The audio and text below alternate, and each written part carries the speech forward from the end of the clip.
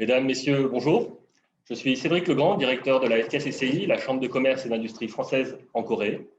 Je vous remercie pour votre participation à ce nouveau webinaire intitulé « Le monde d'après ». Nous allons aujourd'hui échanger sur les grandes mutations résultant de la crise du Covid-19, en particulier les nouveaux équilibres géopolitiques et économiques, la redéfinition des facteurs de puissance sur la scène internationale et les nouveaux enjeux pour la coopération internationale et le multilatéralisme. Au cours de ce webinaire, les intervenants s'exprimeront soit en français, soit en coréen. Par défaut, vous entendrez la langue dans laquelle les intervenants s'expriment. Dans l'hypothèse où vous ne seriez pas tous bilingues français et coréen, nous avons mis en place une traduction simultanée. Ainsi, si vous souhaitez écouter ce webinaire dans une seule langue, en français ou en coréen, vous devez sélectionner la langue de votre choix dans le menu « Langue » situé en bas de l'écran. Je vais maintenant faire une petite parenthèse en coréen pour inviter les non-francophones à activer la traduction en coréen. 안녕하세요. 이번 웹비나는 프랑스어 또는 한국어로 진행될 것입니다. 연사들이 사용하는 언어로 기본 설정이 되어 있습니다.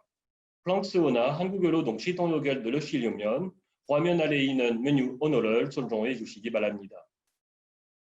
Au cours de ce webinaire, vos micros et caméras seront désactivés.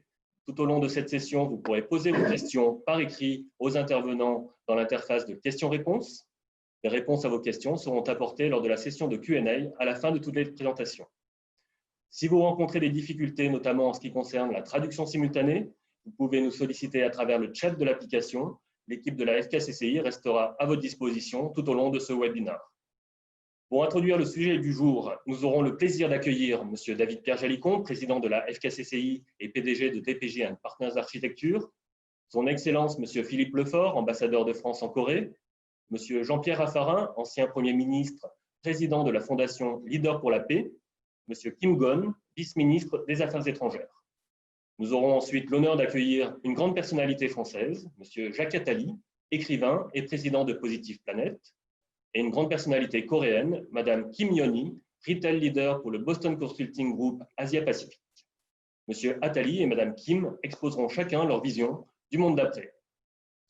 Je remercie l'ensemble des intervenants à ce webinaire, les participants bien sûr, et également notre sponsor LBI, le Luxury Business Institute, qui propose aux entreprises des services de formation, de marketing, de consulting et de recrutement. Je vous propose de commencer notre session avec M. David Pierre-Jalicon, président de la Chambre de commerce et d'industrie franco-coréenne.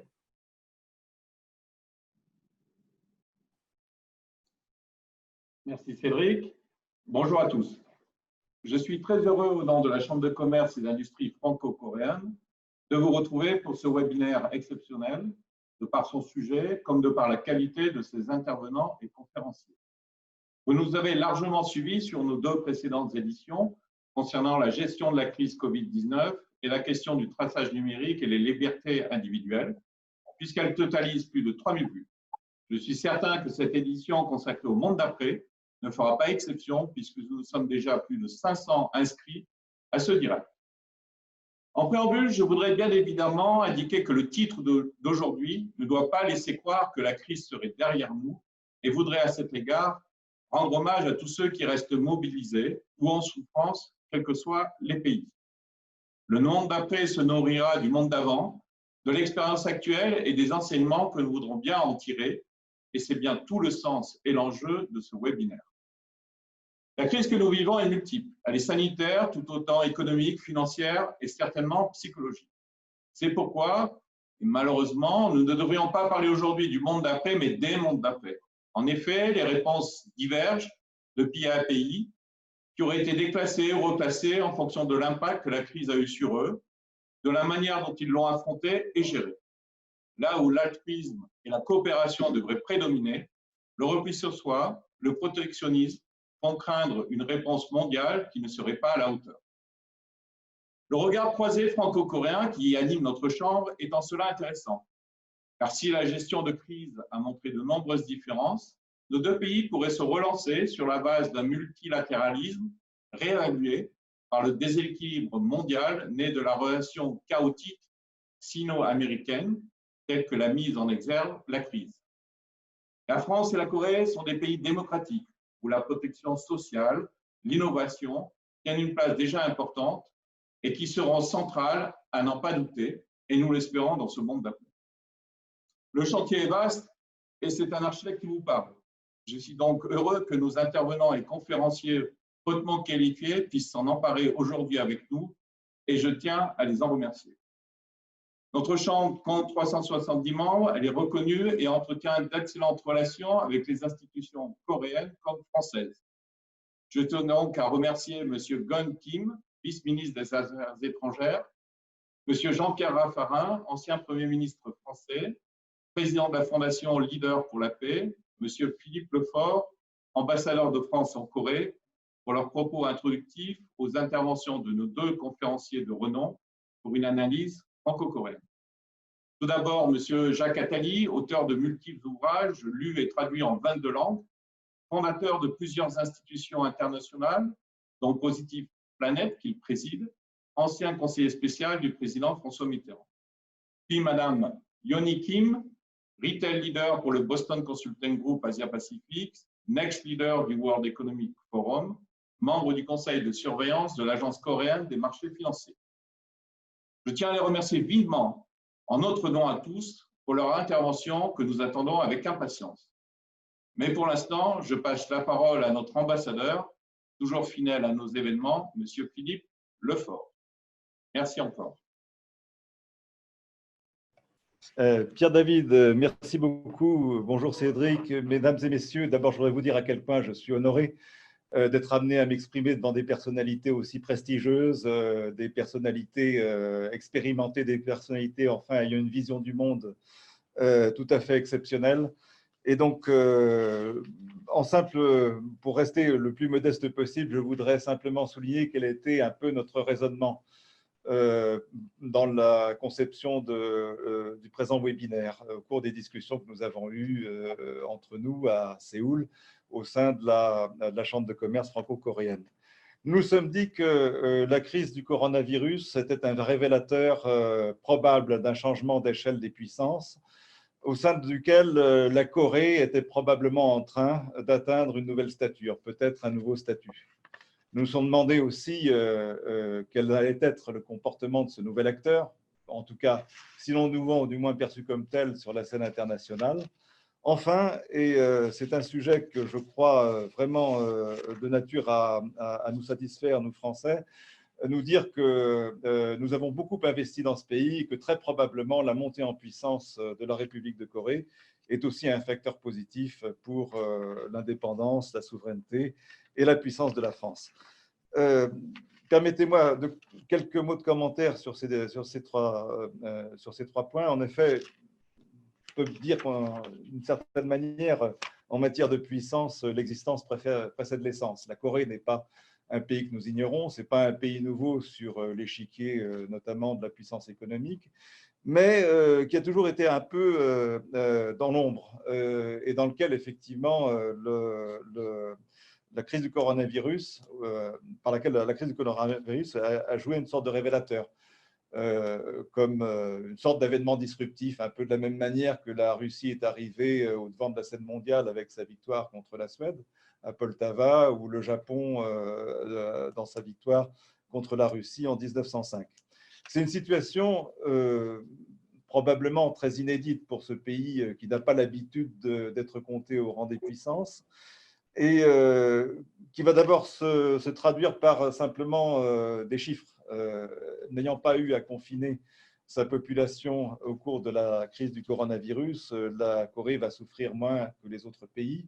Et par conséquent, on peut assister à un reclassement des PIB mondiaux, avec peut-être un dépassement dès cette année du PIB coréen, du PIB de la Russie par le PIB coréen.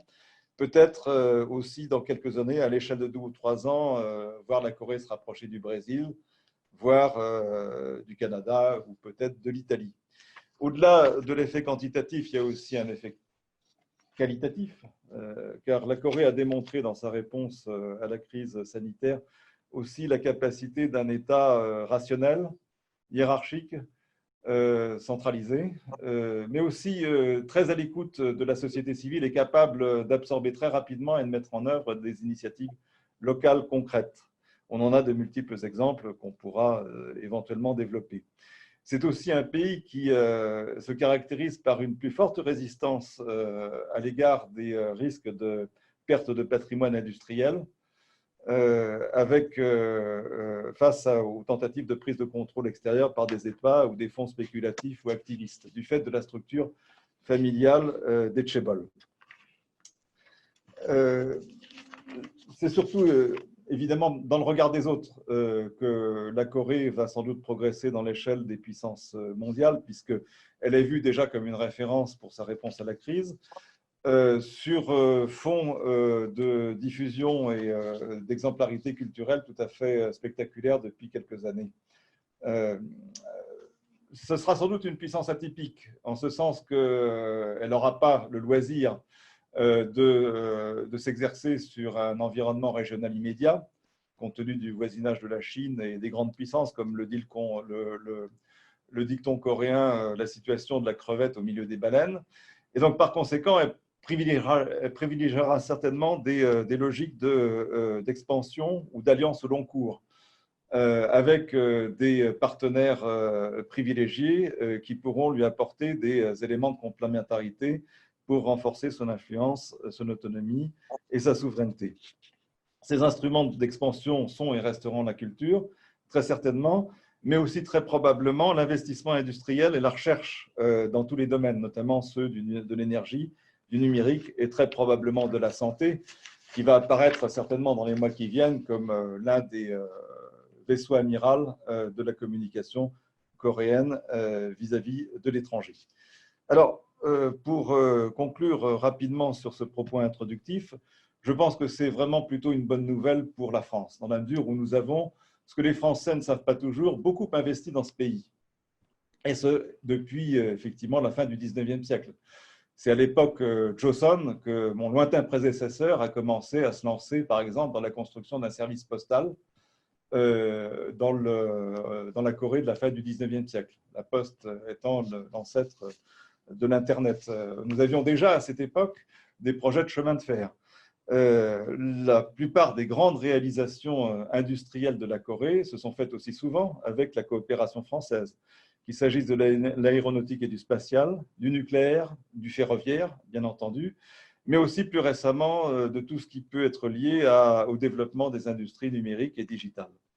Et je crois que nous avons effectivement, avec une Corée plus visible sur le plan mondial, plus active également dans son rayonnement international, de véritables opportunités à trouver pour créer des partenariats complémentaires, sachant qu'effectivement, nous pouvons accepter des interdépendances de la part d'un égal, qu'on aura bien entendu beaucoup plus de mal à accepter de la part d'une puissance hégémonique.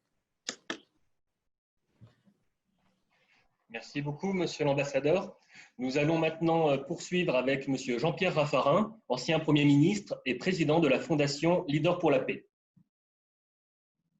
Merci à tous, merci à la Chambre franco-coréenne de commerce de cette initiative. Je salue tous les membres, je salue Monsieur l'ambassadeur de France, Monsieur le ministre, je suis heureux de vous rencontrer. Je salue Jacques Attali et tous les participants à ce forum et je voudrais dire à tous mes amis coréens qui nous suivent combien je suis heureux d'avoir cette occasion non seulement de vous faire part de quelques convictions, mais surtout d'écouter, de débattre avec les orateurs prestigieux que vous avez invités. Sur ce monde d'après, je voudrais vous dire d'abord que c'est opportun de parler à propos de la Corée parce que la Corée a quand même montré des capacités de performance ces dernières années assez exceptionnelles et particulièrement dans cette crise. Et donc, je crois qu'il y a quand même une certaine légitimité à parler avec la Corée de ces sujets aujourd'hui.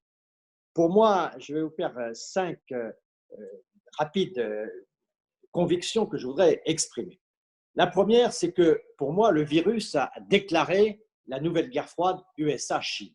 Je pense que nos relations internationales vont être structurées autour de cette tension entre les États-Unis et la Chine. On avait connu la phase de tension commerciale avec les difficultés et les augmentations de différents tarifs. On a ensuite connu, notamment avec l'affaire Huawei, la guerre technologique. Et puis maintenant, nous sommes dans une tension politique. Il est clair que la Chine a été choisie par le président américain comme thème de la campagne présidentielle. Tout cela va crisper et va se développer. Et ces deux puissances vont naturellement organiser des pressions sur les autres puissances. Nous le voyons déjà en Europe où on nous demande telle orientation pour satisfaire l'amitié atlantique ou telle orientation pour satisfaire les objectifs de l'Eurasie. Donc on voit que nous allons être les uns et les autres dans une situation déterminée par ce qui a été appelé comme le piège de Thucydide, c'est-à-dire que le numéro 1 n'accepte pas la montée du numéro 2 et le numéro 2 n'accepte pas que le numéro 1 plafonne son développement. Et donc, ce premier point, on y reviendra si vous le souhaitez, mais je vais vite. Ce premier point est le point qui me paraît structurant de notre géopolitique nouvelle post-Covid. La deuxième réflexion et conviction, c'est, au fond, cette nouvelle donne va créer une dialectique qui sera montante entre les régimes autoritaires et les démocraties. Je pense que clairement, le monde va quand même montrer que cette guerre froide est aussi une guerre de système et qu'il y a évidemment, de ce point de vue-là, des évolutions à envisager, et notamment pour le camp démocratique, de voir comment on peut essayer d'améliorer un certain nombre des défauts, enfin plus exactement corriger des défauts des systèmes démocratiques. On voit qu'on n'est pas dans les démocraties particulièrement pertinents pour tous ces grands sujets de long terme. On recherche de l'efficacité, on est souvent dans une forme d'impuissance politique. Et puis, sur les missions essentielles, l'égalité, le développement, les démocraties ont aussi naturellement des progrès à faire dans cette compétition avec le concurrent autoritaire. De ce point de vue-là, je voudrais insister sur ce sujet, les démocraties asiatiques peuvent sans doute aider à revitaliser les vieilles démocraties européennes. Je pense au Japon, je pense évidemment à la Corée, et je pense à Singapour et d'autres espaces démocratiques qui, au fond, doivent prendre toute leur place dans ce grand dialogue démocratique qu'il va falloir quand même organiser, parce que, au fond, les démocraties sont des démocraties fort différentes. Le système démocratique allemand et le système démocratique israélien, le système du Royaume-Uni ou le système français, on voit bien, ou américain, on voit bien que la démocratie a de multiples formes, mais on pourrait sans doute, en renforçant un dialogue démocratique, faire progresser cette performance de la démocratie qui est nécessaire dans cette compétition. Le troisième point, c'est est-ce que cette compétition, d'une part mondiale et d'autre part entre donc cette guerre froide avec les Chinois et les Américains, et puis au fond ce qu'il va se passer avec cette compétition entre les démocraties et les systèmes autoritaires, est-ce qu'on va assister au réveil de l'Europe?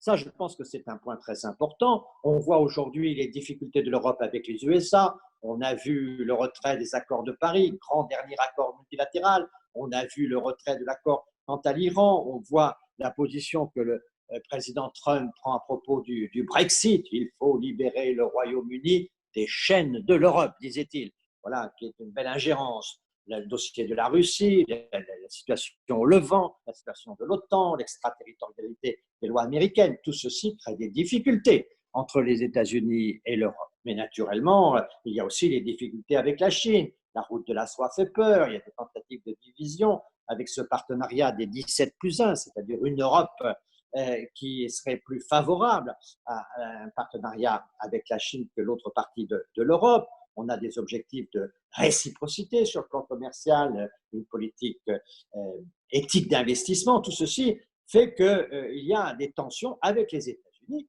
et avec la Chine. Si nous ne sommes pas capables de dégager des positions communes en Europe, nous serons la balle de ping-pong qui prendra des coups de part et d'autre. Et au fond, il n'y aura pas cette capacité à équilibrer un peu la gouvernance mondiale et équilibrer cette tension sino-américaine.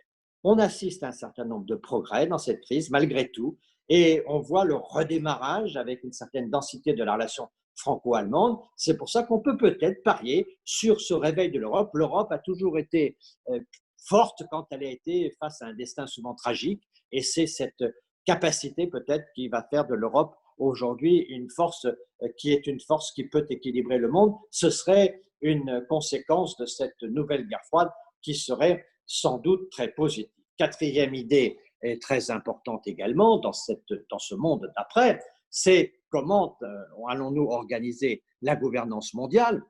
On voit bien que le multilatéralisme a toute sa capacité, mais qu'il est attaqué par les militants de l'unilatéralisme. Ce multilatéralisme, il date de la Seconde Guerre mondiale, de la période post-Seconde Guerre mondiale, c'est-à-dire qu'il a 75 ans, qu'il fait son âge, et que naturellement, on n'est pas dans la situation où aujourd'hui la Chine, l'Asie, l'Afrique ont la place qu'elles avaient en 1945. Donc il y a des adaptations à faire, il y a sans doute des places plus importantes à donner aux sociétés civiles, il y a sans doute des actions de régionalisation du multilatéralisme à mener, et on voit bien qu'il y a dans toute cette vision mondiale de la gouvernance le dossier africain qui est un dossier majeur. On peut espérer qu'un multilatéralisme rénové prendra le développement de l'Afrique comme un des projets majeurs de l'équilibre du monde. Cette indifférence à l'avenir de l'Afrique mondiale serait vraiment absurde. Et il y a là, dans la gouvernance mondiale, quelques espoirs, et notamment, j'ai personnellement l'espoir que sur la question africaine, on va voir les progrès, et peut-être que on fera de l'Afrique ce champ du multilatéralisme rénové nécessaire. Voilà 4 points qui me paraissent importants. La guerre froide sino-américaine, la capacité d'un affrontement entre les démocraties et les régimes autoritaires, et pour cela, une revitalisation du système démocratique par un meilleur échange entre les différentes démocraties, le réveil de l'Europe, la nouvelle gouvernance mondiale, et au fond, je termine par ce point qui me paraît important aujourd'hui et qui est positif, c'est que nous voyons finalement apparaître une certaine forme de consensus mondial des sociétés civiles. Il y a de plus en plus d'idées qui aujourd'hui se répandent dans le monde à vitesse très rapide. Nous l'avons vu avec les jeunes et l'environnement. On voit que la conscience de la survie de la planète est quelque chose qui se développe de manière très large dans le monde. Et finalement, on voit là aussi une dialectique dans le monde avec 2 phénomènes qui se répandent assez vite. D'une part, une forme de légitimité croissante de la violence qui est vraiment, je dirais, la force du mal. La légitimité croissante de la violence, on le voit dans toutes les sociétés, et on le voit notamment en ce moment et sous différentes formes. Mais on voit parallèlement la conscience montante de l'attachement je veux dire, pour reprendre un peu une idée de Jacques Attali, je dirais l'attachement à la vie, puisqu'il nous parle de cette économie de la vie. Au fond, on voit bien qu'il y a, et on l'a vu dans cette crise, cette pulsion de vie qui est un vrai moteur et qui fait que les questions de santé, et souvent l'environnement est perçu comme une question de santé, qui donne une capacité forte de mobilisation. Et on voit aujourd'hui, avec tout ce qui se passe pour dénoncer le racisme, qu'il peut y avoir des consensus de société civile dans le monde qui sont peut-être des moteurs de progrès si on arrive à dégager peut-être, à partir de ce consensus mondial des sociétés civiles, une sorte de projet monde, en tout cas une plateforme d'idées qui peut mobiliser les foules du monde entier, capable de faire avancer, je pense, quelques idées positives pour ce monde d'après. Et je crois notamment que la rencontre de la vie, tout ce qui touche à la vie, la survie de la planète, l'environnement, la santé, tout ce qui est au fond, je dirais, l'espace affectif, il doit pouvoir se promouvoir de manière assez large et se diffuser de manière assez large dans l'espace monde, et puis naturellement lui faire rencontrer cet espoir de vie avec l'espoir de paix dont nous avons tous besoin et qui reste, je crois, l'ambition première de toute gouvernance mondiale. Cette crise, de mon point de vue, a créé des troubles très importants. La crise était mondiale et toutes les éradications ont été nationales. On a tenté d'éradiquer ce virus de manière nationale. On n'a pas vu, comme on avait vu en 2008, 2010, la coopération internationale l'emporter sur les égoïsmes nationaux. Il y a même une sorte de compétition des pays plutôt qu'une coopération des pays. Tout ceci a créé un certain nombre de tensions. Néanmoins, on voit apparaître un certain nombre de forces dans nos sociétés civiles qui nous font dire que si on est capable de changer et si on est capable de penser que le monde qui arrive doit être différent de celui que nous quittons, à ce moment-là, il y a peut-être des perspectives positives, je veux le croire, et vous pensez bien que je fais, moi, comme vous tous, probablement, cette formule de Saint-Exupéry, on n'a pas le droit d'être responsable et désespéré. Je vous remercie. Merci beaucoup, Monsieur le Premier ministre. Nous continuons maintenant avec Monsieur Kim Gon, vice-ministre des Affaires étrangères. Monsieur Kim s'exprimera en coréen. Si vous souhaitez entendre la traduction simultanée en français, je vous rappelle que vous devez sélectionner la langue française dans le menu situé en bas de l'écran. 오늘 화상 토론에 초청해 주신 다비드 피에르 잘리콩 한불 상공회의소 회장님 감사합니다. 필립 르포르 주한 프랑스 대사님께도 감사드립니다. 장 피에르 라파랭 전 프랑스 총리님, 자카탈리 포지티브 플라넷 회장님, 김현희 보스턴 컨설팅 그룹 대표님도 만나 뵙게 되어 영광입니다. 프랑스는 이미 코로나19 확산의 정점을 지난 만큼 사태가 조속히 진정될 것이라 믿습니다. 우리나라의 경우 5월 6일자로 생활 방역으로 전환하였습니다. 특별한 제한 조치 없이 대중교통 이용 시 마스크 착용 등 최소한의 수칙만을 준수하면서 정상적 생활을 영위하는 것입니다. 이는 불가피하게 산발적인 집단 감염의 위험을 수반할 수밖에 없습니다. 이러한 경우에는 검사와 추적, 치료라는 3T 전략을 발동하여 집단 감염 확산을 조기에 차단하고 있습니다. 코로나 백신과 치료제가 개발되기 전까지는 이러한 대응 방식으로 견디어 가야 할 새로운 일상이 되었습니다. 코로나19라는 팬데믹은 몇 달이라는 아주 짧은 시간 안에 우리 사회의 많은 부분을 바꾸었습니다. 외교의 모습도 많이 변해가고 있습니다. 예외적인 경우에만 있었던 화상회의를 외교의 주된 방식으로 진행해 나가고 있습니다. G20 정상회의, WHO 총회 등 주요 국제회의도 화상으로 진행되고 있습니다. 포스트 코로나 세계에 대해 다양한 전망이 제기되고 있습니다. 혹자는 감염병의 유례없는 확산으로 자국 중심주의가 심화되고 경제민족주의가 부상할 것이라 예측하기도 합니다. 헨리 키신저 전 국무장관은 시대착오적인 장벽의 시대가 되살아날 수도 있을 것이라고 말했습니다. 지금 국제사회는 보다 포용적이고 보편적 미래로 나아갈지 또는 보다 배타적이고 지역주의적인 미래로 나아갈지 갈림길에 있습니다. 코로나19 이후 세계는 역세계화, 재세계화의 가능성이 모두 열려있는 상황입니다. 저는 개인적으로 코로나 사태가 어떠한 방향이든 간에 국제 질서 변화의 추세와 속도를 더욱 가속화시켰다고 생각하고 있습니다. 중요한 것은 결론이 정해져 있는 것이 아니라는 것입니다. 우리 인류가 어떤 노력을 하느냐에 따라 다른 결론이 나올 것이라는 점입니다. 학자가 아닌 외교 일선에 있는 실행자의 입장에서는 국제사회가 어떻게 하면 재세계화로의 길로 나아갈 수 있을지 그것이 관심사입니다. 이를 위해 저는 오늘 재세계화로 가기 위한 3가지 생각거리를 말씀드리고 싶습니다. 첫 번째로 우리는 코로나 바이러스가 우리에게 던져준 교훈이 무엇인지 깨달아야 할 것입니다. 코로나 바이러스는 모든 국가가 함께 안전해지지 않는 한 어느 국가도 홀로 안전해질 수 없다는 깨달음을 주었습니다. 프랑스 문호 알베르 까미도 소설 페스트에서 감염병과 같은 재앙 앞에서는 아무도 자유롭지 못하다고 말했습니다. 역사학자인 유벌 하라리도 코로나19로 인한 세계 경제 위기는 정보 공유, 의료 물품 생산 분배 등 오로지 국제 협력을 통해서만 대처 가능하다고 지적했습니다. 물론 코로나19 책임론 제기 등으로 강대국 간 알력이 심화되고 있습니다.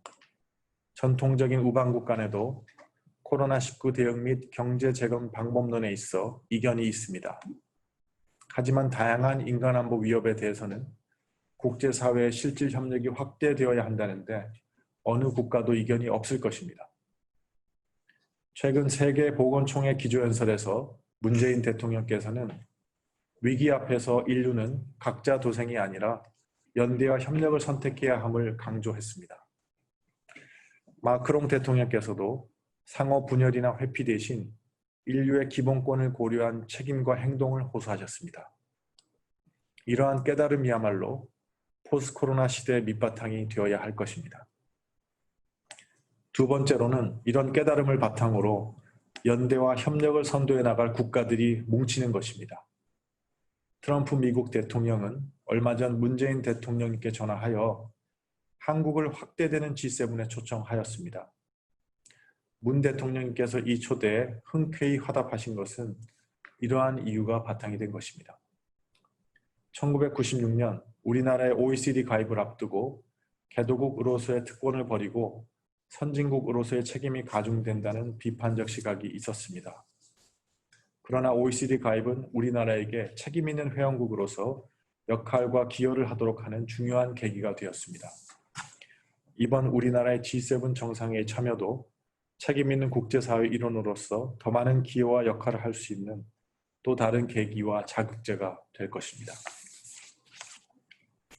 세 번째로 현실성 있고 섬세한 행동계획과 철저한 이행이 수반되어야 합니다. 이를 위해서는 지식인들의 통찰력과 행정가의 역량이 함께해야 합니다. 이런 의미에서 오늘 이 자리와 같은 논의가 중요하다고 생각합니다. 국제사회 지식인들이 포스트 코로나 세계 이슈들을 논의하여 튼튼한 지식적 기반을 제고하고 행정가들이 이에 기초하여 행동계획을 만들고 이행해 나가야 합니다. 이런 측면에서 훌륭한 지식적 전통과 역량 있는 행정가를 배출해온 프랑스의 역할에 기대가 큽니다. 한국도 세계화의 흐름에 발맞추어 포스트 코로나 시대에 대비하는 로드맵을 만들고 실천해 나가기 위해 합당한 노력을 기울여 나갈 것입니다. 앞으로 국제사회가 연대와 협력을 모색하는 과정에서 한국과 프랑스의 역할도 더욱 중요해지리라 생각합니다. 국제 무대에서 다자 질서를 확립하고 세계 공급망을 유지하며 취약국을 지원하고 백신을 개발하는 등 국제협력은 더욱 기묘해질 것입니다.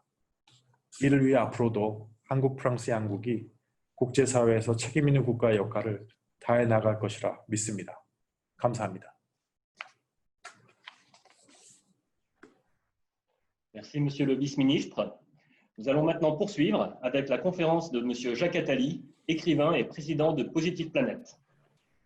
Merci infiniment, Mesdames, Messieurs, Monsieur le ministre des Affaires étrangères, Monsieur le Premier ministre, Monsieur l'ambassadeur. C'est avec un grand plaisir que je suis avec vous. La Corée est un pays que je connais bien, même si je n'y vais pas aussi souvent que je voudrais. Et j'y ai beaucoup d'amis qui m'ont beaucoup aidé à réfléchir dans les mois qui viennent de passer, puisque je me suis attaché à faire une enquête aussi planétaire que possible sur la façon dont les différents pays ont géré cette crise, jour par jour, vous allez le voir, et sur la suite. Et la chronologie des événements est absolument fondamentale si on veut comprendre non seulement ce qui s'est passé, mais ce qu'il faudrait faire. Naturellement, il faut commencer par rappeler que ce qui a été fait précédemment, que la Corée est d'abord une grande puissance culturelle, ce qu'on appelle aujourd'hui très largement le soft power, qui a été très manifeste depuis longtemps avec l'influence de la Corée dans les bandes dessinées, dans les jeux vidéo, dans les dessins animés, dans le roman, en particulier le roman policier, dans le film, en particulier le film noir, jusqu'à la façon dont un film coréen a emporté récemment les deux récompenses suprêmes du cinéma mondial à Cannes et à Hollywood. Ceci montrait d'ailleurs une grande influence de la Corée du Sud en Chine, où la présence coréenne culturelle a été et est considérable. On peut regretter cependant que le soft power coréen n'ait pas été assez puissant pour se faire connaître à temps et nous éviter la catastrophe que les Européens et les autres Américains ont eu à subir tant en termes de santé qu'en termes d'économie, en étant contraints, faute de temps, je vais y revenir dans une seconde, à suivre la stratégie chinoise catastrophique au lieu de la stratégie coréenne. Je rappelle les dates, on ne sait pas exactement quand ce virus apparaît, on sait seulement que c'est sans doute fin novembre ou avant ou début décembre au plus tard. On sait peu, mais monsieur l'ambassadeur a dû en rendre compte à ses autorités à Paris, que le 17 décembre 2019, le KCDC, c'est-à-dire leur grand organe de gestion des diseases, des problèmes de santé qui avait été créé quelques années avant en Corée, réunit un groupe de travail spécifique qui, après l'échec de la gestion précédente, de l'épidémie précédente, se met en mouvement et commence à étudier d'une façon purement simulée ce qui se passerait si un cas de coronavirus apparaît en Corée, ce qui n'est pas encore le cas. Et on met en place la stratégie que M. le ministre vient de rappeler, tester, masquer, tester, tracer, isoler. Cette stratégie est mise en place immédiatement, avant même d'avoir le moindre cas en Corée. Au moment où la Chine se ment à elle-même, je dis se ment à elle-même, ce qui montre que la dictature est le pire des systèmes, puisque les Chinois ont censuré ce qui se passait sur les réseaux sociaux et que les Coréens ont pu voir, et ont interdit de faire connaître, ce qui fait que non seulement ils ont ensuite menti au monde, mais ils sont mentis à eux-mêmes. Et ce qui fait qu'ils se sont trouvés débordés par l'épidémie, obligés d'employer la stratégie qu'ils ont employée, que nous avons suivie, c'est-à-dire confinés, isolés, parce que, contrairement à ce qu'on a cru, les Chinois n'ont pas de masques, les Chinois n'ont pas les instruments nécessaires, et se sont trouvés débordés. Alors que les Coréens, dont le premier cas n'apparaît, me dit-on, que le 24 janvier, sont déjà prêts. Des masques, ils cessent d'ailleurs un peu plus tard d'exporter des masques parce qu'ils n'ont eux-mêmes quelques problèmes d'approvisionnement. Fin février, ils n'exportent plus de masques, sauf dans des cas très particuliers. Et la stratégie mise en place, test, masque, test, tracé, isolement.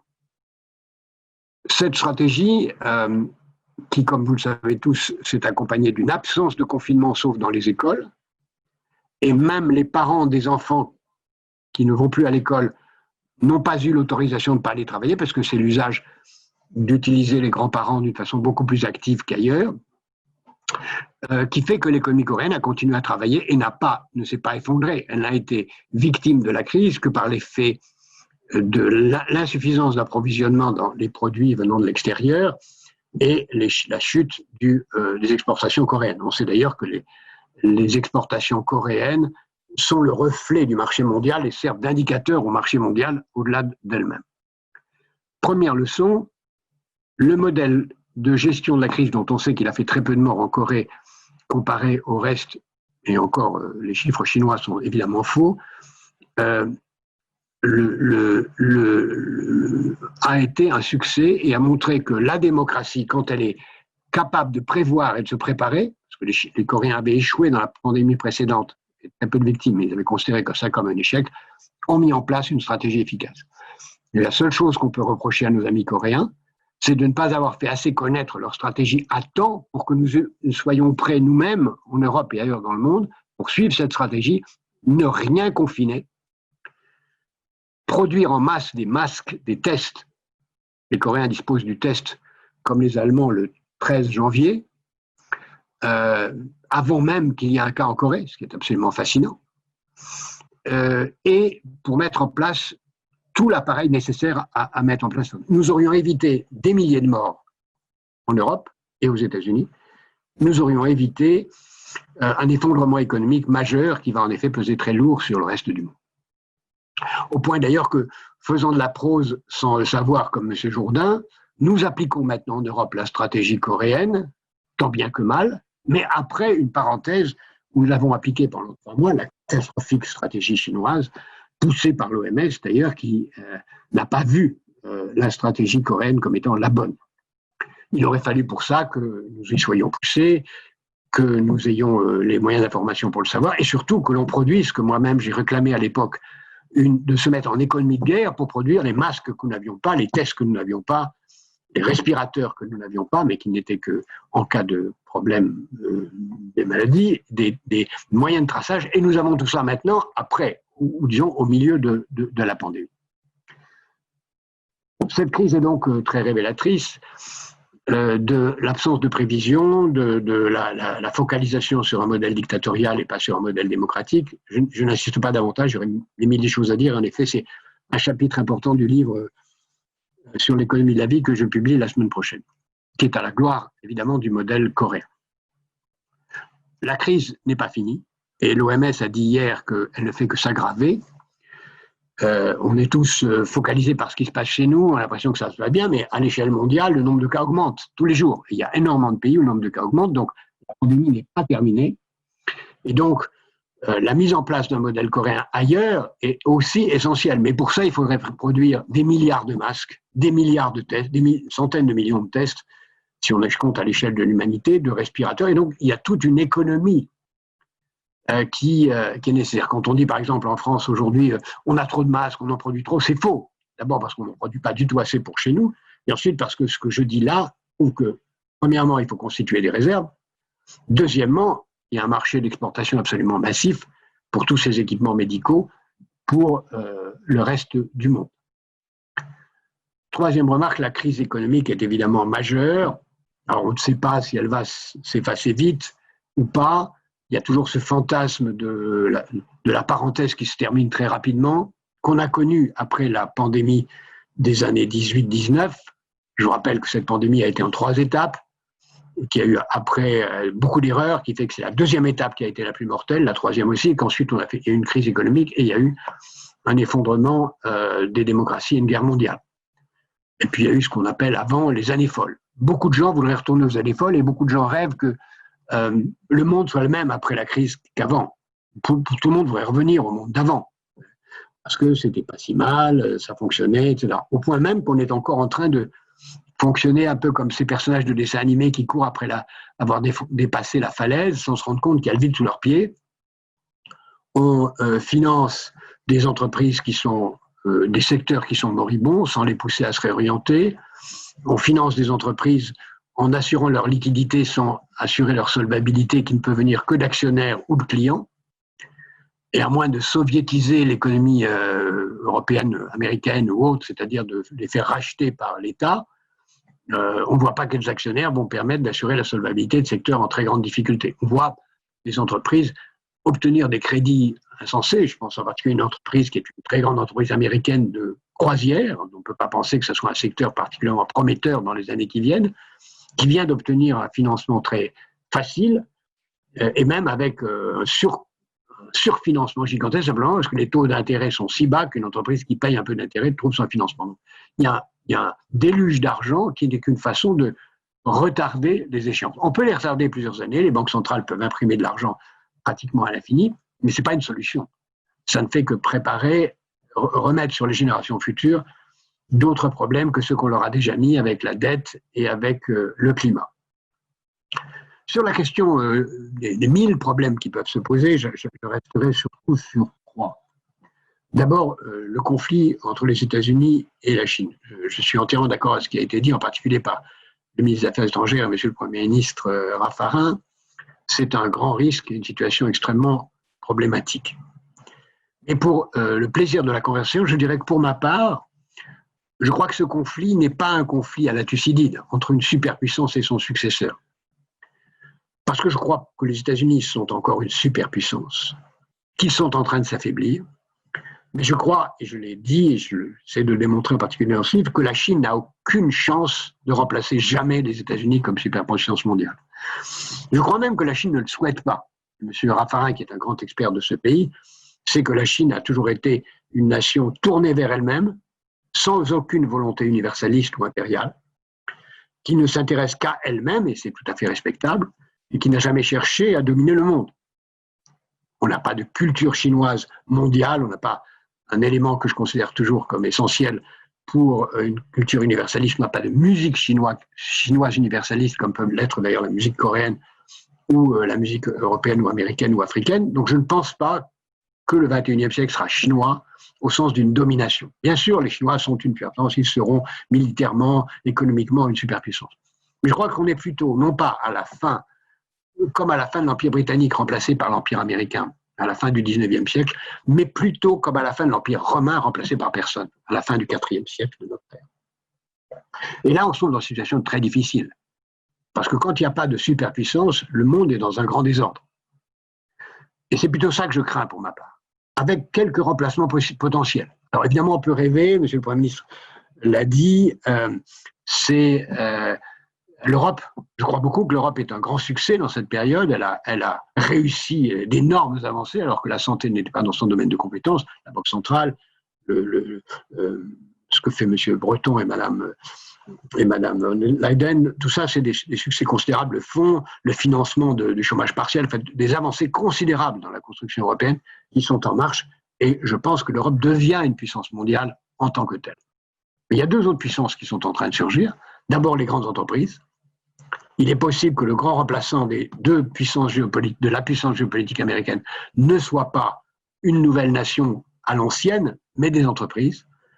Si les GAFA ou les GAFA chinois et certains Européens réussissent à sortir de la puissance nationale, et les États-Unis font tout pour l'empêcher avec l'extraterritorialité de leurs propres lois, mais s'ils réussissent à y échapper, on peut avoir un monde dominé par l'univers des GAFA qui contrôle les données et qui contrôle les industries essentielles. Puis il y a une troisième superpuissance qui est en train d'apparaître, qu'on ne voit pas mais qui crève les yeux, c'est la nature.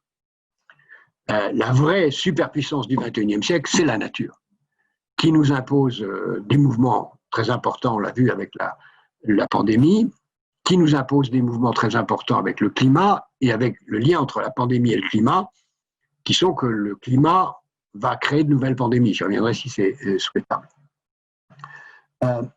Donc, pour moi, nous entrons dans un monde extrêmement incertain, très dangereux, pour cette raison, dans lequel la Corée, qui est une démocratie à la frontière chinoise, a un rôle absolument majeur de pacificateur, d'intermédiaire, d'évolution, de jeu aussi très, très difficile, puisque la Corée démontre qu'on peut être une puissance asiatique démocratique et que l'Asie n'est pas condamnée au despotisme, comme le disaient Marx et quelques autres penseurs du 19e et du 20e siècle. Autre point majeur, évidemment, c'est le fait que nous sommes en train d'évoluer vers un monde de plus en plus virtuel. La possibilité de faire des choses virtuelles se développe, avec à la fois des avantages fantastiques, mais des inconvénients aussi fantastiques, qui sont la rupture de la relation sociale. Au fond, qu'est-ce que c'est qu'une entreprise? C'est un lieu où on se rencontre, on fait des choses ensemble, on va prendre un café, on a des idées qui ne viennent pas naturellement, on rencontre des gens qu'on ne connaissait pas. Et on peut chuchoter, on a des possibilités de ce qu'on appelle en anglais serendipity, c'est-à-dire des choses qu'on n'avait pas prévues qui se passent comme ça. Ceci disparaît. Nous entrons dans un monde où, à cause de cette virtualité, les gens dans les entreprises deviennent de plus en plus des narcisses mercenaires déloyaux. Et c'est très dangereux pour une entreprise, comme pour une nation.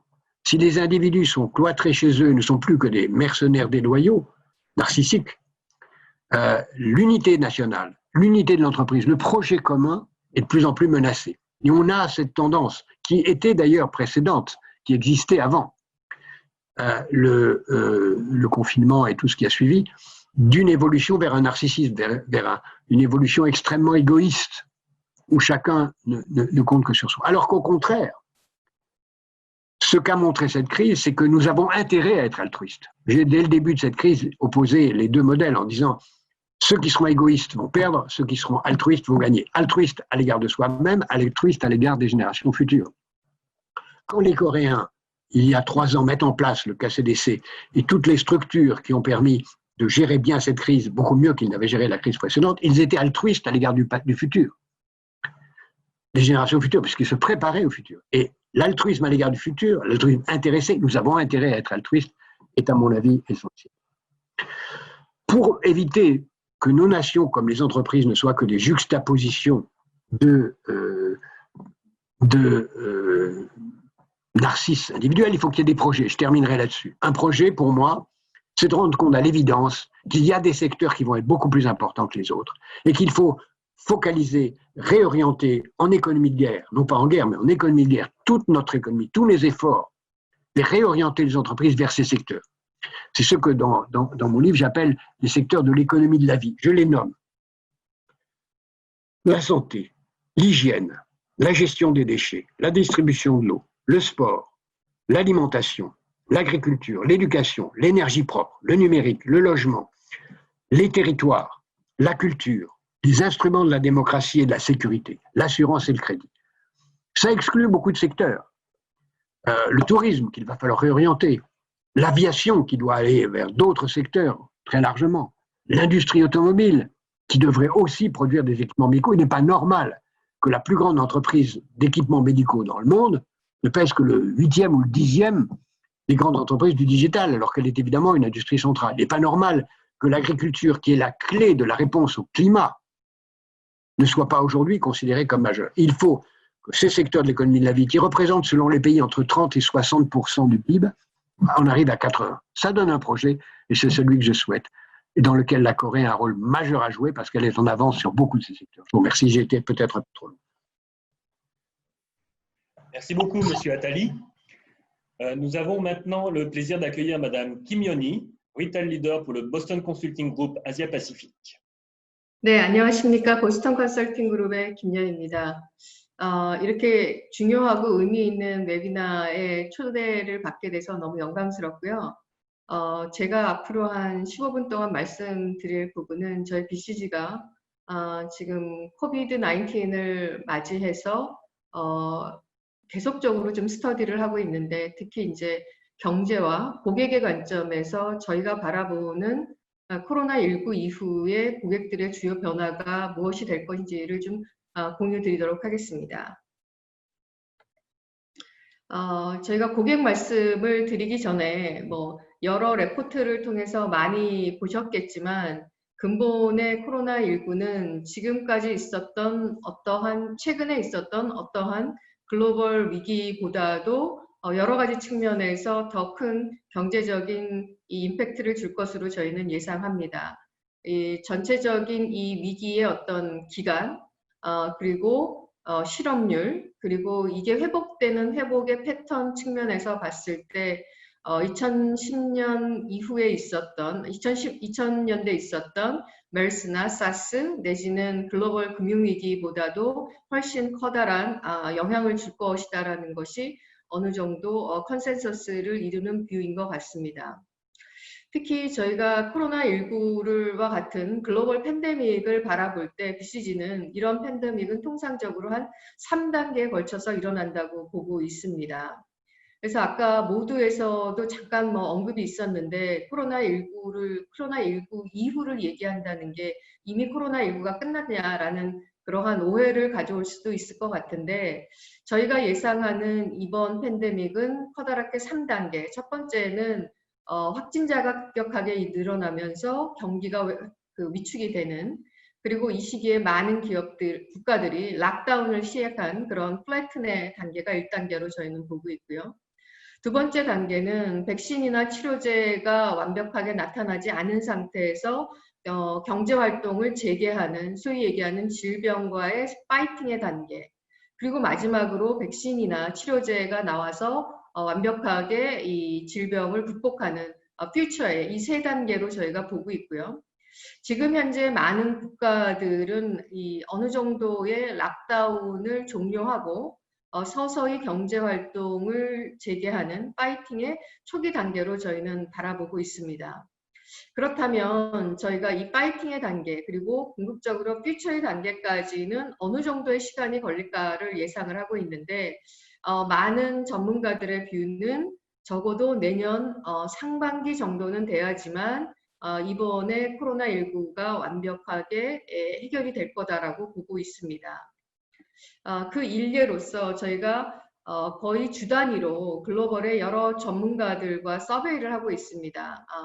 이 여러 가지 투자자들, 글로벌 기업의 CEO들, CFO들한테 물어보고 있는데 여기 보여지는 각각의 그래프를 보시는 것처럼 저희가 이 분석을 하는 초기에는 조금 더 빨리 회복될 거라는 뷰가 지배적이었지만 지금은 2020 내에 경제가 회복될 거라는 뷰는 매우 적고요.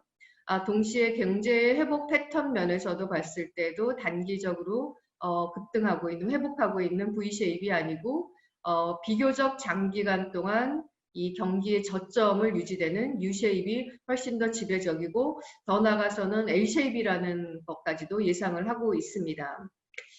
그래서 전반적으로 이번 코로나19는 굉장히 좀 장기화될 것이다 라고는 예상이 지배적이고요. 또 다른 하나의 특이한 현상은 이 최근에 있었던 글로벌의 다른 위기와는 달리 이번 코로나19는 선진 국가가 훨씬 더 타격이 많이 있습니다. 여기 뭐 프랑스를 포함해서 유럽 국가들, 그리고 미국, 그리고 일부 유럽, 일본까지를 포함한 글로벌 국가들의 GDP 전망이 오른쪽에 보시는 이머징 국가들, 우리나라를 포함해서 중국이나 동남아권에 있는 국가들보다는 훨씬 마이너스 성장의 타격이 클 거다라는 것이 지금까지 저희가 겪었던 다른 글로벌 위기와는 조금 다른 현상입니다. 그런데 뭐 경제적인 그 임팩트보다는 이번 코로나19는 고객의 행동 내지는 우리의 개인의 삶에 훨씬 더 근본적인 변화가 많이 올 것이다라고 예상을 합니다. 그 이유는 앞에서 말씀드렸던 것처럼 이 위기가 적어도 내년도 상반기까지 간다면 1년 반 정도 지금과 같은 삶을 유지해야 되기 때문에 그에 따라서 우리의 삶이 좀 근본적인 변화가 있을 것이다라고 얘기를 하고 몇 가지 견주는 과거의 사례를 얘기를 할 때 2차 세계대전을 통해서 여성들이 사회활동을 재개했던 그 수준의 변화 내지는 2003년에 사스를 통해서 중국의 이커머스가 폭발적으로 성장을 하는 이 수준까지 준하는 내지는 이것보다 더 심한 고객의 행태 변화가 올 것으로 저희는 예상을 하고 있습니다. 그래서 지금부터는 코로나19가 끝난 종료된 내년 상반기에는 과연 고객들의 삶이 어떻게 변할 것인지를 저희가 분석한 레포트를 가지고 좀 공유를 드리도록 하겠습니다. 첫 번째 드리고 싶은 말씀은 연령대별로 코로나19가 미치는 영향이 좀 차이가 있을 것이다. 특히 여기 보시는 여러 국가에서의 저희의 서베이에 따르면 이번 코로나19는 연세가 드신 소위 얘기하는 베이비 부머보다는 밀리니얼스나 Z 제너레이션 소위 얘기하는 10대의 젊은 친구들이 이 코로나19를 통해서 훨씬 더 부정적인 영향을 받을 것이라는 것이 공통된 현상입니다. 왜 이런 현상이 나타날까는 여러 가지 해석이 있지만 다른 무엇보다도 젊은 친구들 입장에서는 이번에 코로나19가 이들의 삶에 있어서 가장 좀 임팩트가 있었던 내지는 최초의 그런 부정적인 영향이었기 때문에 코로나19가 지나고 난 다음에도 나의 미래는 훨씬 더 부정적일 것이다. 나의 미래에 대해서 매우 걱정스럽다라는 답변이 베이비 부머보다는 훨씬 많았습니다. 이에 따라서 젊은 층이 미래에는 훨씬 더 코로나19로 인해서 어떤 형태로든지 변화가 클 거다라는 것이 저희 내부의 분석의 결과입니다. 좀 더 본격적으로 그러면 어떻게 변할 것이냐에 대해서 저희가 다각도로 지금 글로벌 그리고 한국 내에서도 연구가 이루어지고 있는데요. 1차적으로 보면은 여기 보시는 것처럼 한 6대의 고객들의 행동 변화를 저희가 예상을 하고 싶습니다. 첫 번째로는 이 코로나19를 통해서 많은 사람들의 활동이 온라인 쪽으로 옮겨가게 됩니다. 그러다 보니까 대표적으로 커머스 활동이 오프라인에서 온라인으로 전 세계 모든 국가가 급속하게 변화되고 있는데요. 여기서 온라인이 큰다라는 거는 너무 당연한 얘기인 거고 온라인 안에서의 또 다른 하나의 커머스의 진화가 예상이 된다. 뒤에서 좀 말씀을 드리도록 하겠습니다. 그리고 두 번째로는 저희가 많은 사람들이 집안에서 생활을 함에 따라서 시간을 어떻게 보낼 것인가 특히 킬링 타임 측면에서의 어떻게 내가 내 시간을 집안에서 잘 보낼 것인가에 대한 욕구 내지는 그거에 대한 활동 변화가 두 번째 중요한 트렌드로 저희는 예상을 하고 있고요. 세 번째로는 뒤에서 말씀드리겠지만 요번에 그 코로나19 때문에 온라인 안에서 특히 유튜브에 대한 시청이 엄청나게 많이 늘어나고 있습니다. 젊은 친구보다도 베이비 부머들이 유튜브에 대해서 보내는 시간이 많아지는데 이 유튜브가 소위 얘기하는 유저 제너레이트 컨텐츠인데 이게 더 나가서 expert generate content로 유튜브가 한 번 더 진화될 것으로 저희는 예상하고 있고요. 그게 세 번째 변화입니다. 그리고 네 번째로는 가치 소비에 대한 말씀을 좀 드리고 싶습니다.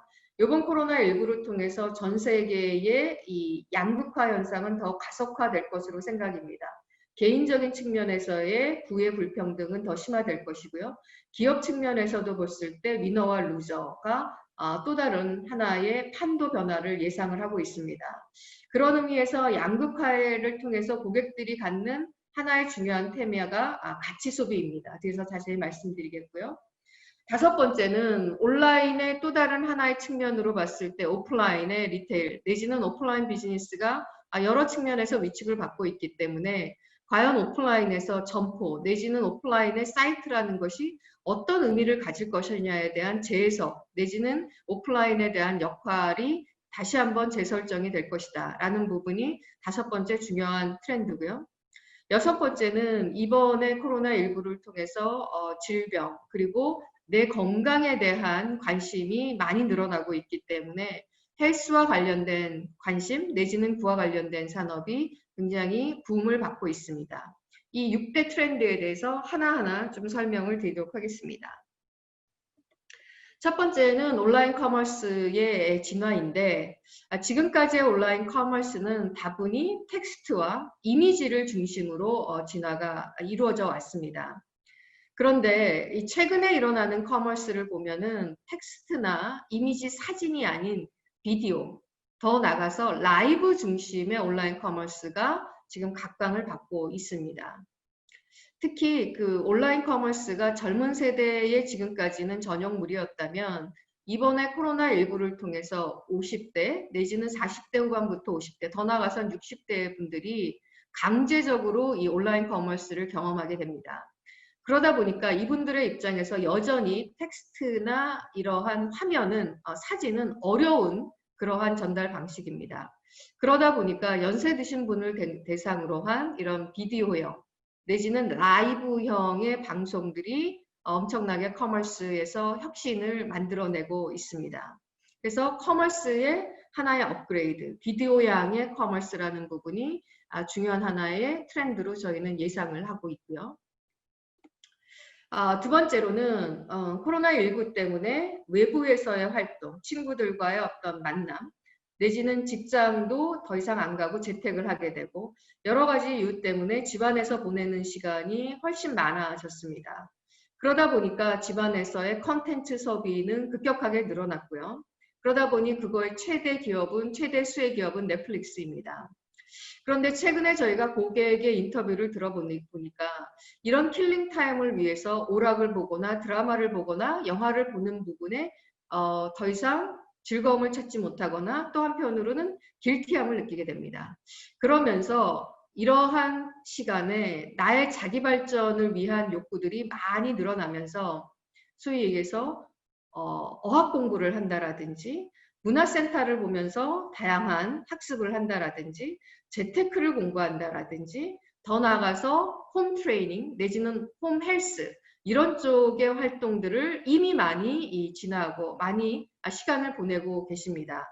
그래서 단순하게 오락을 위한 킬링 타임을 하는 것이 아니고 나의 자기 발전을 위해서 어떻게 이 시간을 제대로 쓸 것인지, 집안에서 효과적으로 쓸 것인지 이런 거에 대한 니즈가 급격하게 늘어난다는 것을 저희가 발견할 수가 있었고요. 일례로 얼마 전에 현대백화점에서 문화센터를 라이브로 강연을 한 적이 있는데 이 부분에 뭐 수백 명 내지는 수천 명의 고객이 몰렸다고 합니다.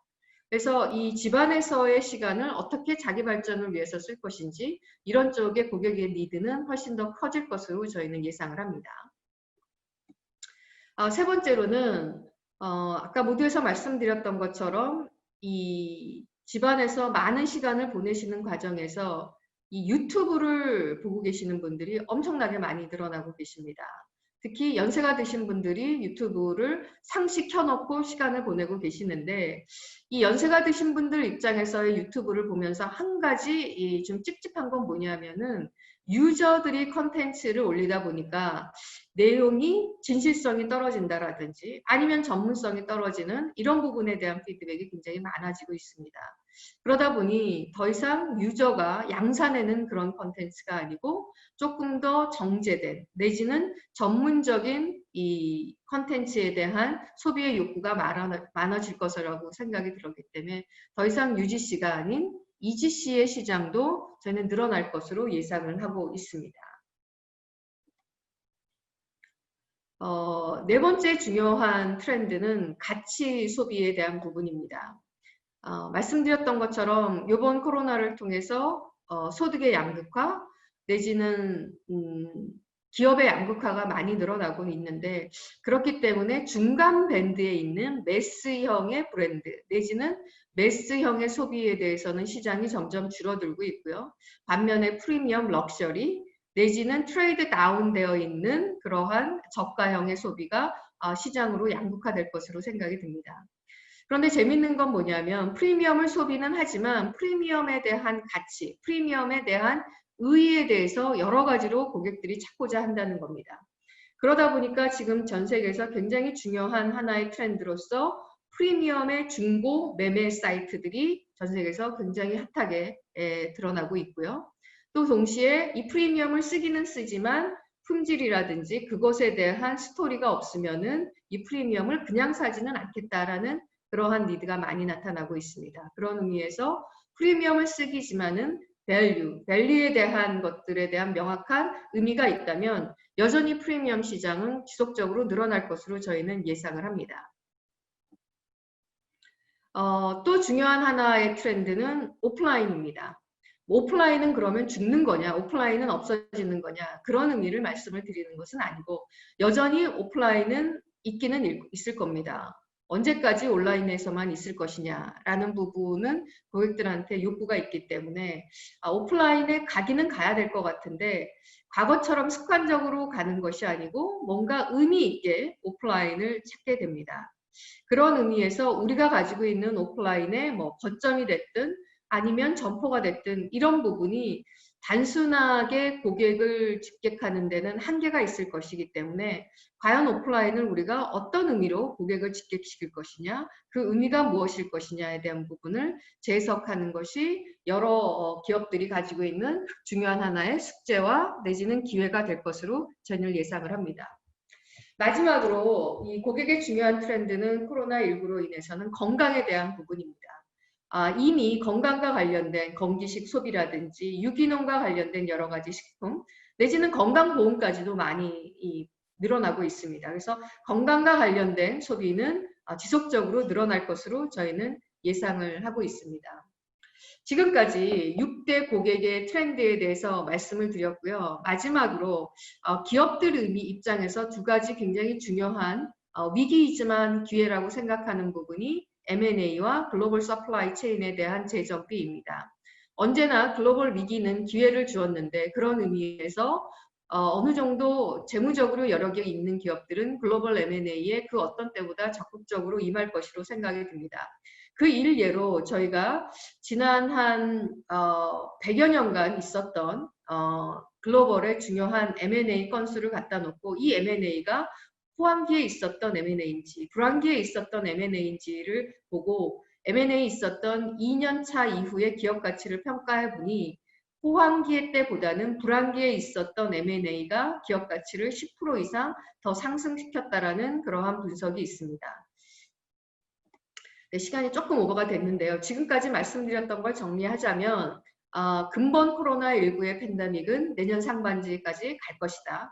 그렇기 때문에 그로 인한 임팩트는 과거에 있었던 어떠한 글로벌 위기보다도 더 심각할 것으로 생각이 들고 그런 의미에서 보면 이런 근본 글로벌 위기는 개도국보다는 선진 시장에 더 큰 타격을 줄 것으로 저희는 전망하고 있습니다. 이런 매크로한 경제 위기뿐만 아니고 이번 근본 글로벌 위기는 소비자의 라이프 스타일이라든지 구매 행태 내지는 삶의 방식의 근본적인 변화를 일으킬 것이다. 왜냐하면 이 근본 코로나19가 비교적 장기적으로 변화가 일어났기 때문일 것입니다. 오늘 저희가 6대 변화 영역을 좀 말씀을 드렸지만 이거는 끝이 아니고 지속적으로 시장을 관찰하고 모니터링한다면 이게 6대, 10대 내지는 또 다른 형태의 중요한 트렌드를 만들어낼 것이라고 생각이 듭니다. 마지막으로 언제나 위기에는 기회가 있듯이 이를 통해서 글로벌 근본 위기를 통해서 성장의 기회를 반드시 찾을 기업이 있다라고 생각이 들고 성장의 기회를 찾고자 하는 기업이 있다면 반드시 M&A 내지는 글로벌 서플라이 체인 등의 중요한 과제들을 반드시 좀 해결하는 것이 필요하리라고 생각합니다. 네, 이상입니다.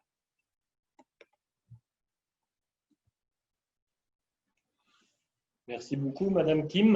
Je vous propose de poursuivre avec la session de questions-réponses. Alors, nous avons reçu beaucoup de questions en avance, ainsi que pendant les interventions. Je vous en remercie. Je vous propose de commencer avec une question pour Monsieur Jacques Attali. Donc, Monsieur Attali, vous avez souligné la place de la nature qui a été révélée par la crise. Nous avons plusieurs questions sur l'impact écologique de la crise. Monsieur Namon Jun estime que les circonstances actuelles sont défavorables à la coopération internationale, comme l'atteste par exemple le retrait des États-Unis et peut-être du Brésil de l'Organisation mondiale de la santé. Dans ce contexte, M. Nam s'interroge sur l'avenir du développement durable qui doit nécessairement emprunter la voie de la coopération internationale pour être efficace. Merci, je vous remercie. Ce sera malheureusement la seule question à laquelle j'aurai le temps de répondre, puisque je m'excuse à l'avance, mais je devrais partir dans quelques minutes pour une autre réunion. Oui, cette crise démontre que la prise de conscience et d'importance des enjeux du long terme est essentielle. Beaucoup de gens avaient prévu une telle pandémie il y a 20 ans, il y a 10 ans, il y a 3 ans, il y a 5 ans. On sait, les références sont connues. Si on avait fait ce qui était nécessaire, encore une fois comme l'ont fait nos amis coréens, on n'en serait pas là. C'est la même chose pour le climat. On sait parfaitement les problèmes qui viennent. On sait parfaitement ce qu'il faudrait faire. C'est ce que nous appelons dans le langage de la fondation que je préside l'économie positive, c'est-à-dire l'économie au service des générations futures, qui est dans notre intérêt. Nous avons intérêt à aider les générations futures. C'est fondamental et très difficile à comprendre, mais c'est fondamental, c'est notre intérêt. Groucho Marx disait « Je ne vois pas ce que je ferai pour les générations futures, elles n'ont rien fait pour moi ». C'est faux, c'est drôle, mais c'est faux. Nous avons intérêt à elles, ne serait-ce que parce que ce sont elles qui paieront les retraites, qui créeront les conditions de survie du monde pour ceux qui seront un peu plus âgés plus tard. Donc c'est cette prise de conscience qui est essentielle. L'interdépendance entre le climat et les pandémies est visible, ne serait-ce que parce que l'augmentation de la température va libérer les moustiques qui vont être un facteur de pandémie, ne serait-ce que par le fait que la libération de l'augmentation du climat va libérer des choses extrêmement dangereuses qui se trouvent aujourd'hui dans la taïga sibérienne et dans l'Arctique. Un des cauchemars les pires qu'on puisse imaginer, qui commence d'ailleurs à se manifester dans un accident en ce moment même en Russie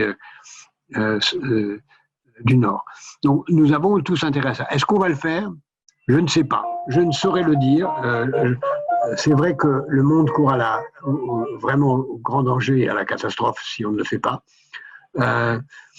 Il est vraisemblable qu'on ne le fasse pas et que le monde va avoir encore besoin de recevoir une bonne claque avant de se réveiller. J'espère que non, c'est ce à quoi tous les intellectuels, tous les hommes politiques conscients de l'intérêt du long terme travaillent.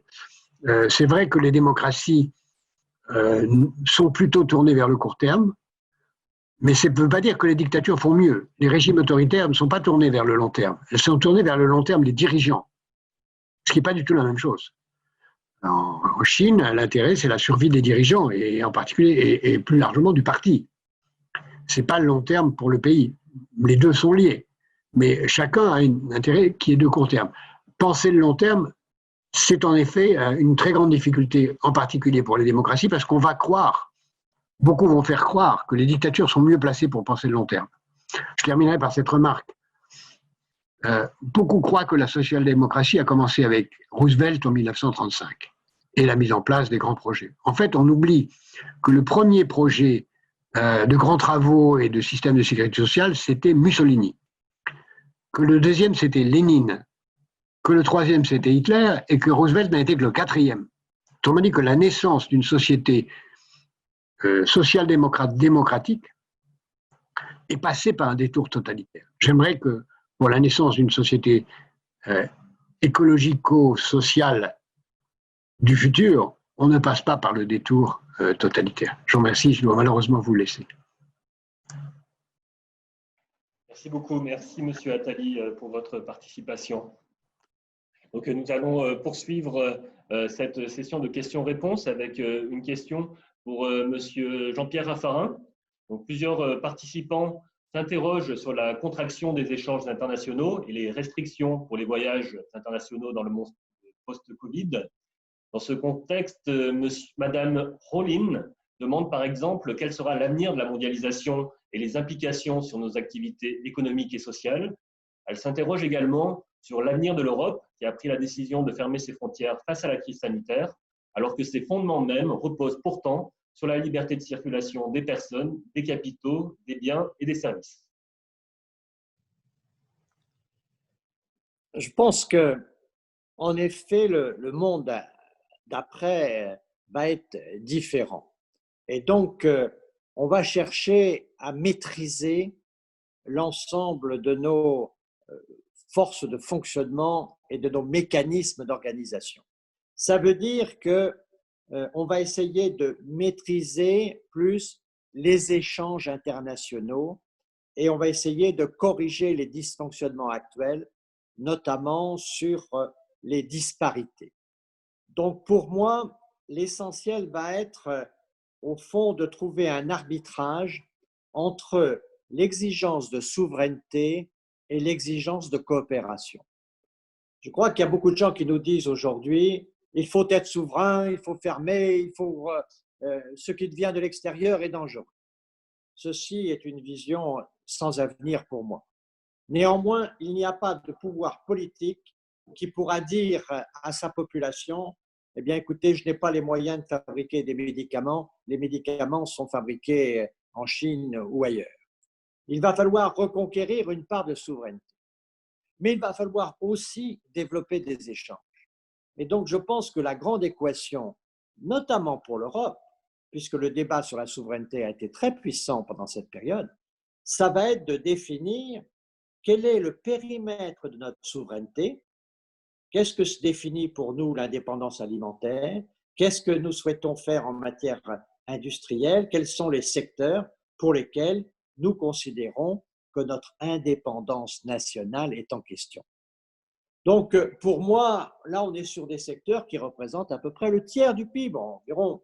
Et donc, il y a cette ligne de démarcation à définir entre ce qui est souverain et ce qui est coopération internationale.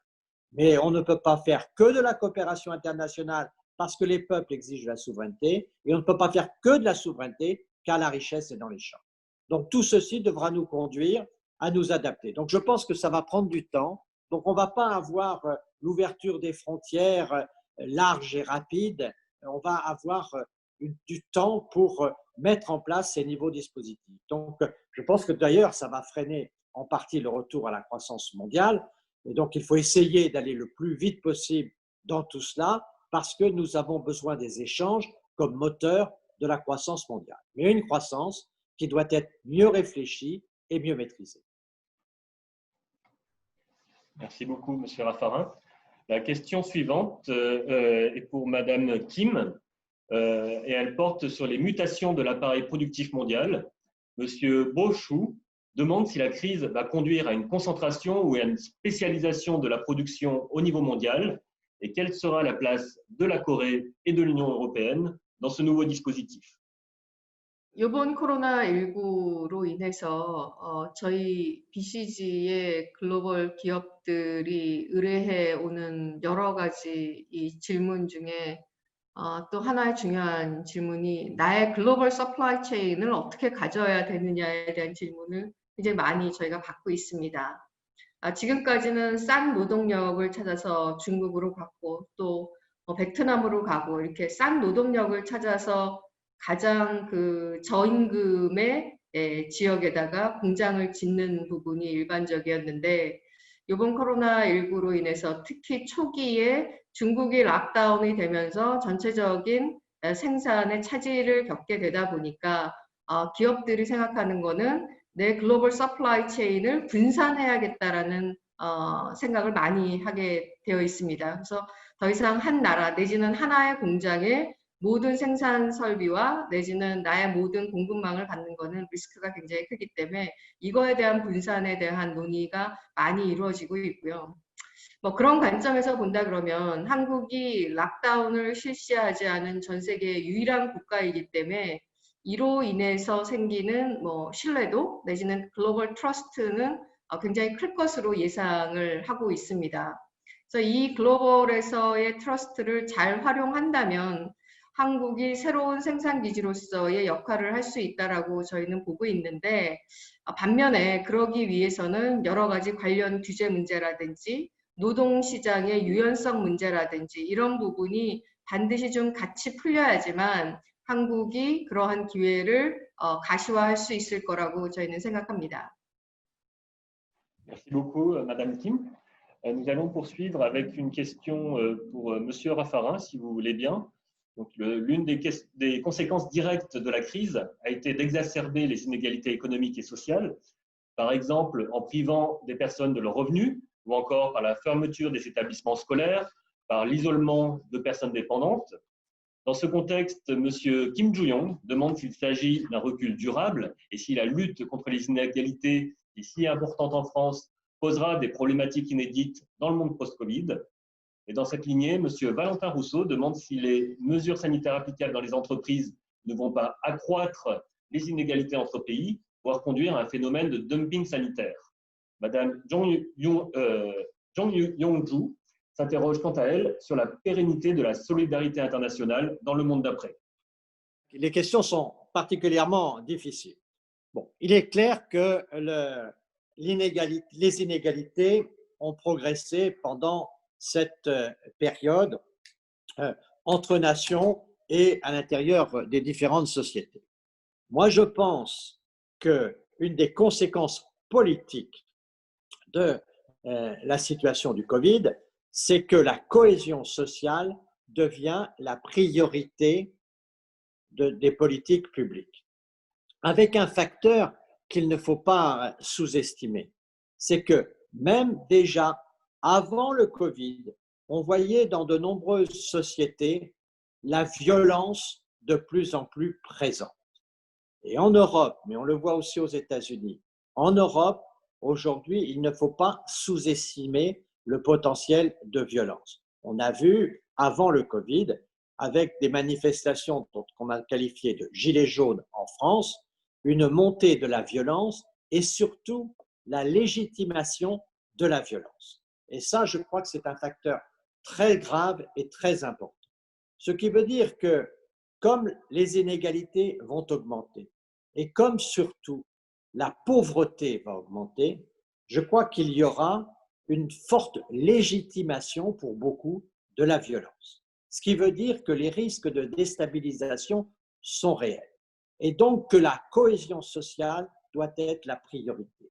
Il ne peut y avoir aujourd'hui de développement si nous n'avons pas la paix sociale.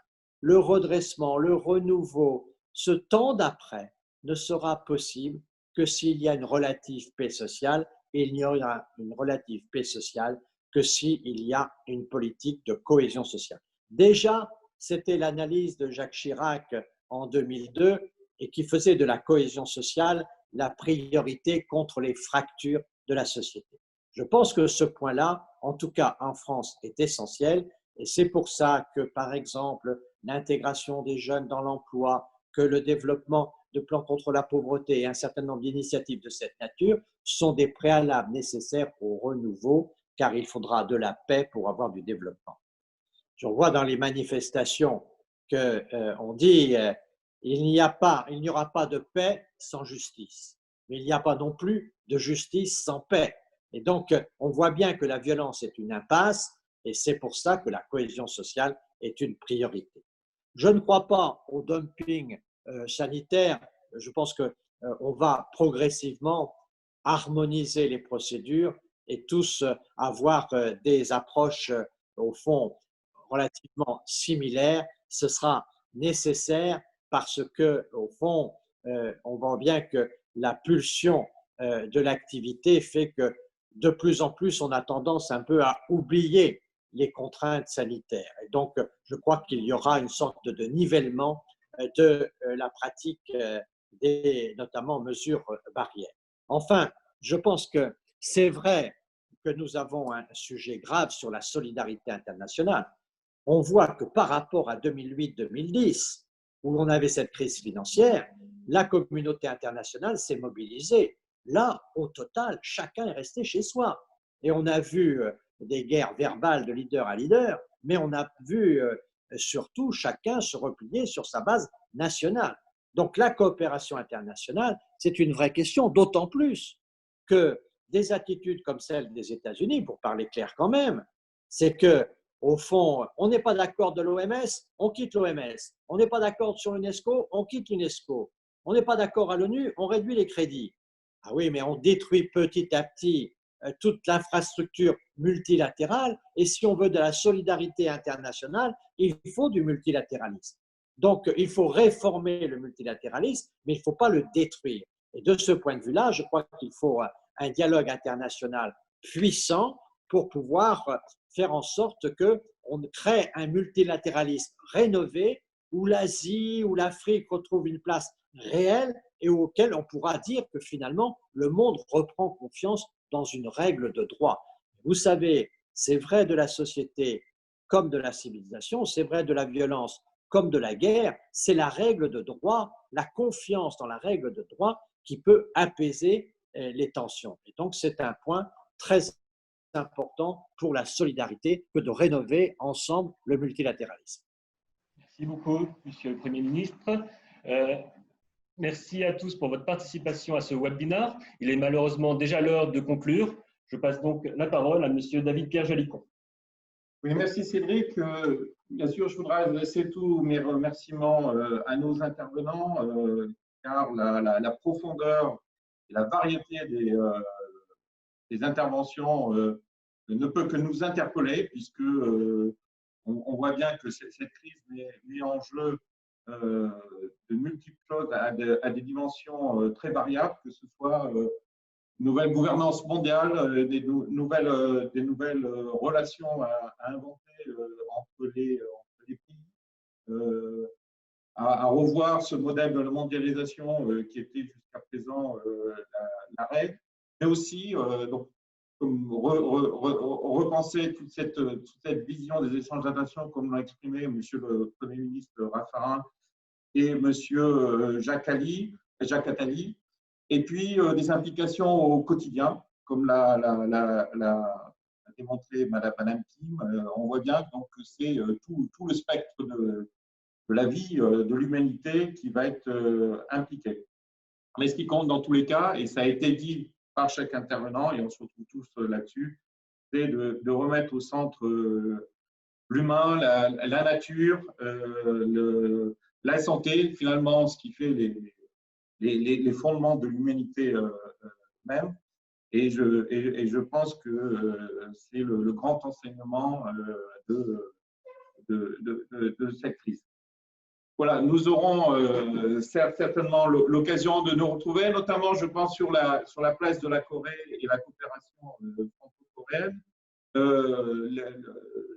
La Corée a pris une nouvelle dimension grâce à sa très bonne gestion de crise. Je pense qu'elle a une chance historique aujourd'hui de pouvoir prendre une nouvelle place dans l'organisation mondiale. Quelque part, ça lui donne des obligations aussi de travailler la coopération avec de multiples pays.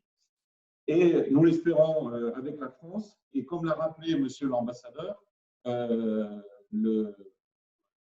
France travaille depuis très longtemps en Corée. Nous, la Chambre était établie depuis plus de 30 ans.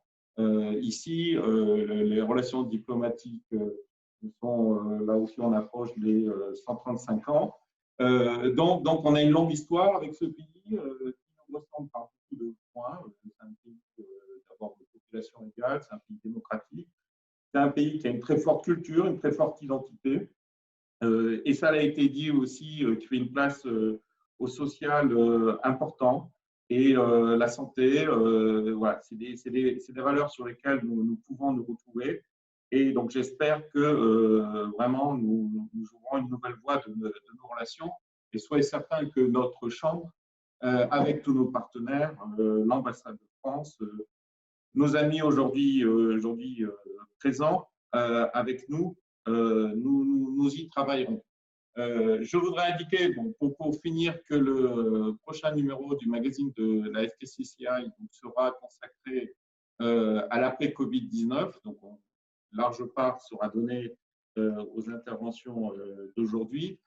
Et vous pourrez donc nous retrouver également sur nos réseaux sociaux, car nous organisons des webinaires très ouverts comme aujourd'hui, mais aujourd'hui, mais également des webinaires de nos membres, des webinaires plus de travail, on va dire, ou à travers nos comités sectoriels. Donc, je vous dis à très bientôt. J'espère que ce webinaire a été plein d'enseignements et je suis certain que ça apportera réflexion chacun et que nous y prendrons tous une part dans le futur et que nous nous retrouvons dans des conditions de ce nouveau monde. Et donc je vous donne rendez-vous à très bientôt. Merci à tous. Merci beaucoup.